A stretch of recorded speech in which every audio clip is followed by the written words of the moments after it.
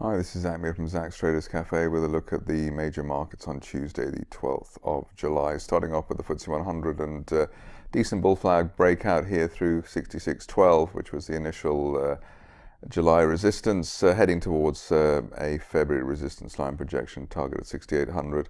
After that, we can then decide how far or how fast we think this market will accelerate to the upside, but at least we have 6,800 there as a target, which was actually flagged up quite a long time ago.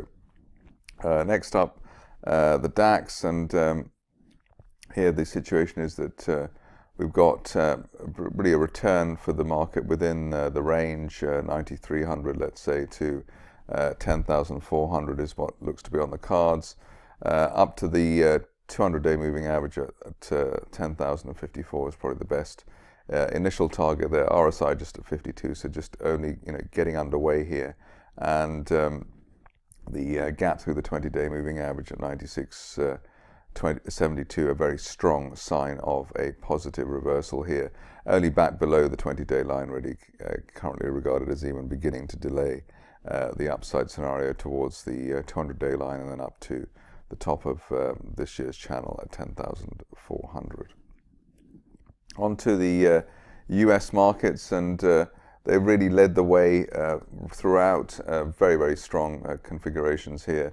For the Dow, above 18,000, which was previous resistance, looks as though we're heading towards this March resistance line projection as high as 18,800 over the next few weeks. Just breaking this RSI resistance line as well from April, which should add extra momentum to this market. So very much in a melt-up type of scenario here for the Dow. Same story for the S&P with a March resistance line target, in this case up to 2,200, and that's valid while there's no end-of-day close back below the previous 2120 resistance. For the Nasdaq, similar picture, but as you would expect, always with a slight twist. Here with the twist probably is the way that we've got all these gaps through to the upside. Very, very strong price action. Could not really be any stronger, and that gives us a possible target here. Very high one towards 4,900 over the next month or so, and that's valid while we hold this 4,500 level, which is a broken resistance line from the early part of the year. Onto the currencies, and with the political situation apparently resolved in the UK, it looks like we've got a chance of cable improving. First target here, 131.21, which was the former June support, and then after that we can review and see whether we'll get a much more strong recovery towards the main 135 resistance. After that, 135.24, the last peak for sterling dollar. Next up, the euro, which has effectively been rather sidelined with all the shenanigans in the UK, still trading either side of the 200-day moving average around 110.90, and in this really consolidation phase. Support there 109.50, resistance up to the 20-day moving average 111.60, and one would expect a rather quiet range within, or quiet price action within that range.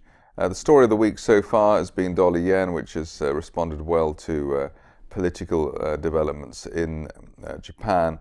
103.55 was the support on the way down in June, and that looks to be the initial minimum target here, and we're probably then chasing 105 plus, or up to the 50-day moving average at 106.40, given the way that we've seen a higher low above 100 yen for this market. So looking very sharp indeed.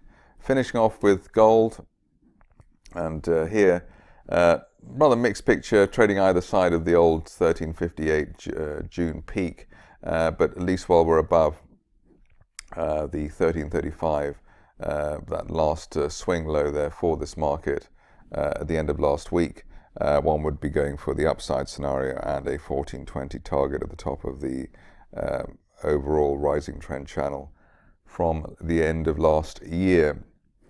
So the trend maintained, and the RSI at 65 cooled off, so there is scope for a new low to the upside.